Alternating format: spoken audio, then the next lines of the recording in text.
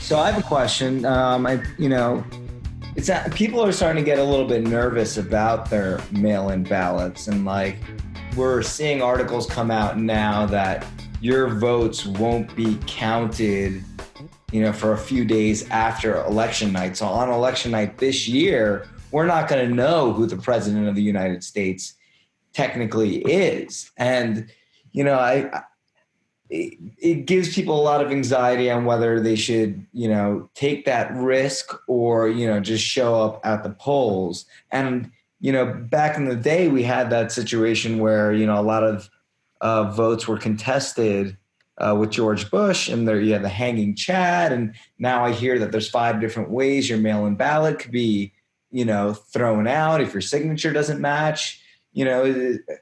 What would you say to people who are a little bit anxious about that situation?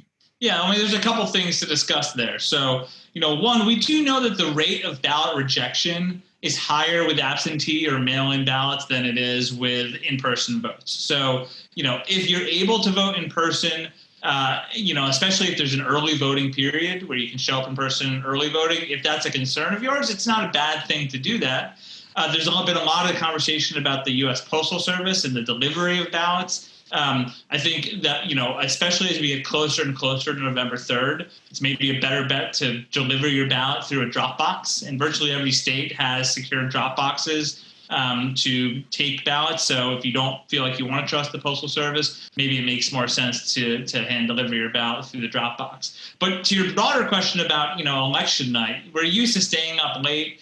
And, eventually the networks make a call as to who the next president of the United States will be. I think it's very unlikely we're going to see that this year. And here's why. So many of our ballots across lots of states, including the so-called swing states, are going to be by mail.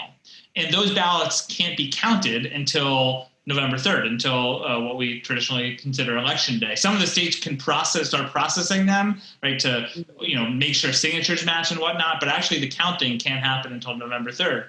So we may know a count based on who showed up in person and whose ballots have been delivered already in some of the states, but that will be very incomplete. The other thing we know about mail-in ballots is that for whatever reason, Democrats tend to vote by mail more and tend to deliver their ballots later in the election season. And so this is referred to, as well documented, as the big blue shift. That is, as the counts go on after Election Day, as more and more ballots come in after Election Day and they're counted, and these are perfectly valid, Democrats tend to do better. We saw this in 2018, actually, where the media didn't recognize kind of a big wave in the congressional elections on election night. But as the ballots were counted in places like Arizona and other places, California, that have a lot of mail-in ballots, Democrats started doing a lot better.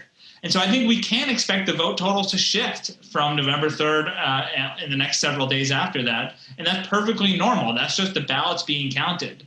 Just the phenomenon of Democratic-leaning ballots tend to come in later. There's nothing fraudulent about that. To dispel one other myth, lots of people I hear say, well, I've heard that absentee ballots don't count unless it makes a difference in the outcome. That is absolutely not true. Every single absentee ballot counts. The election is not final until it's certified by the election officials. What we hear on election night is just the media doing the media's thing and nothing else besides that.